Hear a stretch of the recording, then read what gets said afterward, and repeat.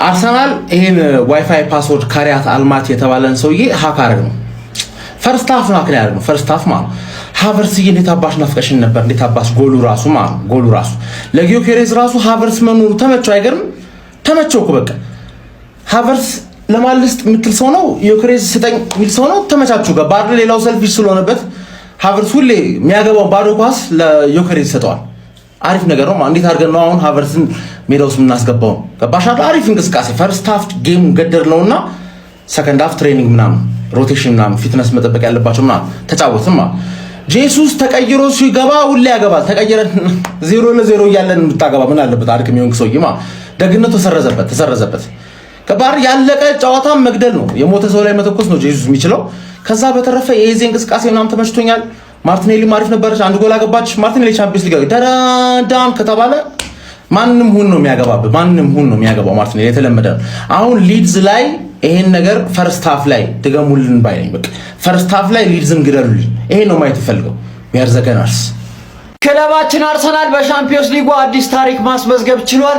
ክለባችን አርሰናል በሻምፒዮንስ ሊጉ 8 ጨዋታዎች ተከታታይ በማሸነፍ አዲስ ታሪክ ማስመዝገብ ችሏል። ይሄንን ታሪክ ሊቨርፑል ማድረግ አልቻለም፣ ሲቲ ማድረግ አልቻለም፣ ሪያል ማድሪድ ማድረግ አልቻለም፣ ባርሴሎና ማንንም ማድረግ ያልቻለውን ሊያደርገው የሚችለው ማን ነው? አርሰናልና አርሰናል ብቻ። ይሄንን ጨዋታ አሁን 3-2 አለቀ ቢባል ማን ያምናል? የእውነት እኮ ነው የሚያበሳጨው። እኔ አላቅም። ሃቨርት በነበረበት የመጀመሪያ አጋማሽ መሀል ሜዳው ምን ያህል የተመቻቸ እንደነበረ፣ የጎል ድሎች እንዴት ይፈጠሩ እንደነበረ፣ ኮንቨርዥን ሬታችን እንዴት አሪፍ እንደነበረ ሁሉም ነገር አይታችሁታል። ሰከንድ ሃፍ ላይ ኦዴጋርድ ገባ፣ ሁሉም ነገር ተቀየረ። ማድዌኬ ስለሱ ማውራት አልፈልግም። አይ ዶንት ቲንክ እሱ እግር ኳስ ተጫዋች ነውም ብዬ። ከዛ በተረፈ ግን በቃ በጨዋታው እንቅስቃሴ ላይ ሁሉም ነገር ደስ የሚል ነበር። ብዙ ታዳጊዎች እድል አግኝተዋል። ቀድመን የጨረስነው የቤት ስራ ሆነና እስከ ዛሬ በ7 ጨዋታ የተቆጠረብን 2 ጎል ነበር። ዛሬ ደግሞ በአንድ ጨዋታ ያውም በካይራት አልማቲ 2 ጎሎች ተቆጥረውብናል። አሁንም የአርሰናል የሲዝን መጨረሻ ትራውማ ጥሩ እንዳልሆነ የሚያሳይ ነው። ይህም ጨዋታ በቀላሉ የሚታይ አይደለም እና አላቅም መባል እንዳለበት ምናምን፣ ግን በደንብ ነገ ጠዋት በሰፊው እናወራበታለን። የኦዴጋርድ እና የማዱዌኬ ነገር ግን በደንብ ሊታሰብበት የሚገባ ነገር ነው። አመሰግናለሁ።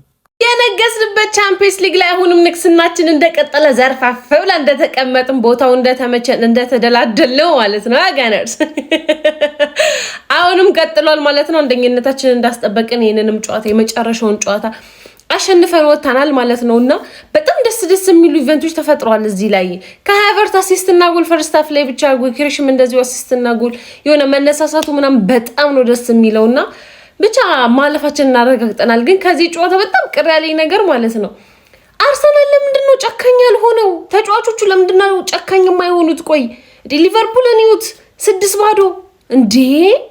ለምንድነው የኛ ተጫዋቾች ጨካኝ? ለምንድነው አርሰናል የማይጨክነው? ለምንድነው ይሄ ጨዋታ 3-2 እኮ የሚያልቅ ጨዋታ አልነበረም? ምንድነው? ለምን እንዴ? ማንኛውም እዚህ ውድድር ላይ ከተሳተፍ ነው አንዳንድ ክለቦች ከሌሉበት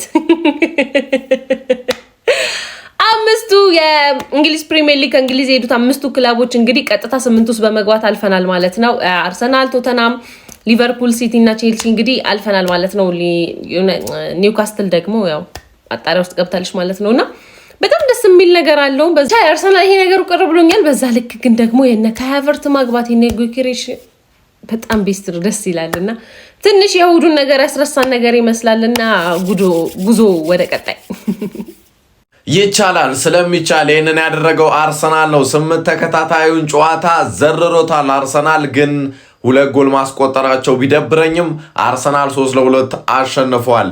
የመጀመሪያው አጋማሽ ግን ይለያል። ያየነው ነገር በጣም ትጣፍጣለች። ወደናታል።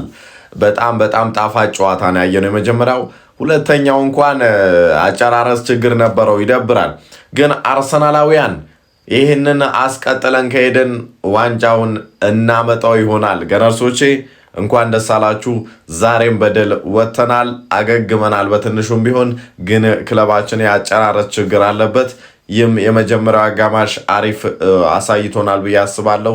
ይመቻችሁ ገነርሶች። የአውሮፓ ሻምፒዮንስ ሊጉን እንግዲህ ጀምአው ከተጫወትናቸው እያንዳንዱ ጨዋታዎች ሁሉንም በማሸነፍ እንግዲህ ኮሬክት ስኮር ማግኘት የቻልነው እኛ ነን። እኛ አርሰናሎች ማኗ ዘንድሮ እዚህ መድረክ ላይ ታላቅ ገድል ይፈጸማል። ጀማው ታላቅ ገድል ዛሬ ለማንኛውም 3-2 በሆነ ውጤት አሸንፈናል። ቪክቶሪዮ ኬሬሽ አስቆጥሯል። ከዛ በተጨማሪ ኪንግ ካይ ሃቨርትም ጀማው ጎል ማስቆጠር ችሏል። ማርቲኔሊ ሶስተኛውን ጎል አስቆጥሮልናል። ጀማው በዚህ ጨዋታ ላይ በጣም ኢኮኖሚካል ነበርን። የተለያዩ ተጫዋቾችን አስገብተን ሞክረናል። ኦሬዲ ዋናው ቡድናችንን አስቀምጠነው ነበር ጀማው። ከዛ ውጪ ግን አርሰናላችን በአውሮፓ ሻምፒዮንስ ሊግ መድረክ ማለት ነው እጅግ አስፈሪ ቡድን መሆኑን አሁንም እንግዲህ ማሳየቱን ቀጥሏል ማለት ነው። በዚህ መድረክ ላይ ዘንድሮ እንደ ቀልድ አንፋታም ጀማው። እንደ ቀልድ መፋታት ብሎ ነገር አይኖርም። ታዲያ አንደኛ ሆነን በማጠናቀቃችን መቼስ የመልስ ጨዋታዎችን በሙሉ ከዚህ በኋላ የምናደርጋቸው ማለት ነው 4 ውስጥ እስኪገባ ድረስ በሜዳችን ነው የምናደርገው። መጀመሪያ ከሜዳችን ውጭ እንጫወታለን ማለት ነው። እጅግ ትልቅ አድቫንቴጅ ነው። ለማንኛውም እንኳን ደስ አላችሁ ጀማው። ነቃ ደንገጥ በሉ። ከዚህ በኋላ በዚህ መድረክ ላይ ትልቅ ነገር ጠብቁ ነው። ይመቻችሁ። ደብሊው ጥምረት ደብሊው ምን አይነት ጥምረት ነው? ፈርስት ሃፍ ያየነው በክርስቶስ ካይ ሃቨርትዝ አሲስት ቪክተር ዮኬሬሽ ጎል ለሃቨርትዝ ጎል ማለት ነው። ቤን ዋይት አሲስት ቢያደርግም መንገዱን የጠረገለት ዮኬሬሽ ነው። ተከላካዩን ማለት ነው እንደሆነ እንደ ትራሽ ቦክስ ነው አንስቶ እንደዚህ ግፍትር አድርጎ ከፊቱ ያነሳለት። ምን አይነት ከርል ነው ካይ ሃቨርትዝ ያስቆጠርከው? ምን አይነት ፈርስት ሃፍ ነው ሲጀምር። ማዱዌኬ ደግሞ አረ በክርስቶስ ማነቅ ወይ ማንኝ ብለህ የምታስበው አንተ ኤልሼራዊ ነህ አንተ ወይ አሌክሳንደር ፓቶነክ ማነክ አንተ ቤን አርፋነ ምንድነው? 6 ተጫዋች ድሪብል ካራልኩ ትራለ እሺ ያርግ። እንዴት ነው ከ10 ወደ ፋይናል ሰርድ የምታረገው ፓስ የሚረዝመው?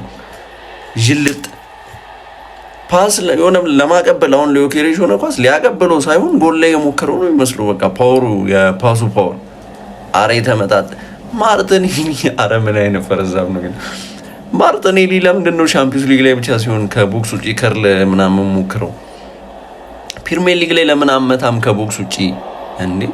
ምን አይነት ከርል ነው? ወደ መጨረሻ ማርቲኔሊ ገብታለች። እንደዚህ ነው በቃ ከአንግሉ ጋር ላደረጋት ይቻላል። አርቴታ ይቻላል። ኦዲጋርድ ማለት ነው ስተኛ እንደነበር ነው የገባኝ። ሃቨርትዝን ካዩ በኋላ የምርኳስ ይዘየተኛ ነበር። ይቻላል ብቻ ደስ ብሎኛል። በፈርስት ሃፉ አርሰናል አሸንፏል። ያው የሚጠበቅ ነው። የደከመ ቲም 3-2 ግን ፌር አይደለም። ብዙ ማግባት ነበረብን። ለማንኛውም አርሰናል አሸንፏል። ግን የሚገርም ታሪክ ነው የተጻፈው። በደንብ ቪዲዮን ኮፒ ሊንክ ሼር ያደርግ ተከታተል። አርሰናል በ8 የአውሮፓ ቻምፒየንስ ሊግ ተከታታይ የምድብ ጨዋታዎች 2 እና ከዛ በላይ በማስቆጠር በሁሉም ላይ ብቸኛው ቡድን መሆን ይችላል። ይሄንን ታሪክ ማንንም አልጻፈውም። አርሰናል ዛሬ ጽፎት አለባቢ ይቻላል። በእነዚህ 8 ጨዋታዎች ውስጥ ሙኒክ ነበር፣ አትሌቲኮ ነበር፣ ኢንተር ነበር፣ ሌሎችም ነበሩ። እያንዳንዱ ጨዋታው ላይ 2 እና ከዛ በላይ በማስቆጠር የመጀመሪያው ቡድን መሆን ችሏል። ይቻላል አባቴ። በእነዚህ 8 ጨዋታዎች 23 ጎል አግብተን 4 ብቻ ገብቶብን፣ ይሄ ደከመ ቲም ዛሬ 2 አገባብን እንጂ 2 ነበር የገባብን፣ 4 ብቻ ገብቶብን። ለማንኛውም የአውሮፓ ቻምፒየንስ ሊግን በመሪነት ጨርሰናል። የእንግሊዝ ኩራት መሆናችን አስመስክረናል። ቀጣይ የሚደረጉትን እስከ ፋይናል ስቴጅ ከሄድን የመጀመሪያውን ጨዋታ ቀብረር ብለን ከሜዳችን ውጪ መልሱን በሜዳችን የምናደርግ ይሆናል። ይሄ የሚሆነው አንደኛ በመውጣታችን ነው። ይቻላል አባቴ። እንግሊዝን ማስከበር እንደዚህ ነው። ቪዲዮን ኮፒ ሼር ይደረግ። ይቻላል ጀማው። እንግዲህ 100% ቻምፒየንስ ሊግ የምድብ ጨዋታችንን በማሸነፍ በ24 ነጥብ ወደ ቀጣዩ 16 ውስጥ መግባታችንን አረጋግጠናል። ካረጋገጥን ቆይተናል ግን 11 ተጫዋች ቀይረን ገብተን ከዛ አስቀያሚ አንጎበር እንግዲህ እንድንወጣ ግን ጨዋታውን ለማስተዋወስ ነው መሰለኝ በተመሳሳይ ውጤት እነሱ ራሱ ያሸነፉት። ኤኒዌይስ ገብርኤል ጄሱስ ራሱ ብዙ ድሎች ሲያበክን ነበር። ማዱኬ አንዳንድ የሚሰራቸው የልጅ ስራዎችና የኦዲጋርድ ነገር በጣም አሳስቦኛል። ሃቨርትዝ የሰራውን ሩቡን እንኳን አልሰራም። 45 ደቂቃ አስጫውተው ማለት ነው። ሃቨርትዝ ምርጥ ነበረ ይመስለኛል። የጨዋታውን ኮከብ የሚባለው እሱ ነው። ኤኒዌይስ እንግዲህ ቀጣይ ሊድስን አሸንፈን ወደ ሞመንተማችንን የምንመለስበት ሳምንት ይመስለኛል። የሳምንት ፋሚሊዎች እስቲ በቲሙ እንደኔ የኮራ ፐርፌክት የሚለውን ኮሜንት ላይ ብቻ ይጻፍልኝ። አርሰናልን በሻምፒየንስ ሊግ እንዴት አያችሁት? ከ8-8 ዊን ፐርፌክት ብሎ የአውሮፓ ሻምፒየንስ ሊግ ኢንስታግራም ኦፊሻል ገጹ ላይ ነው የፖስተው። ማንም ሊያወራ ይችላል። ትልልቆቹም ቲሞች መጥተው አገላብጠናቸዋል። ፐርፌክት የሆነ የሻምፒየንስ ሊግ የምድብ ጨዋታችንን ጨርሰናል። ሀሳብ አስተያየት አለ? ኮሜንት ላይ። በዛሬው ጨዋታስ ምን ታዘባችሁ? የጠላት ስቃይ ከች እያለ ነው። ቦሳችን ራስ ምታታቸው ይላል አቀዣብራቸው። እጢ መነፈላ ክለባችንን በቡዳ ልትበላ ምንም አባት ታመጣም። የሻምፒየንስ ሊጉ መሪ እኔ ነኝ። 8 ጨዋታ ተጮቼ 8ቱንም አሸንፌያለሁ። አሁንም አዲስ ሪከርድ አስመዝግቤያለሁ። ገና በለዋለሁ። ገና አዳሚ ማለት ትቃጤያለሽ።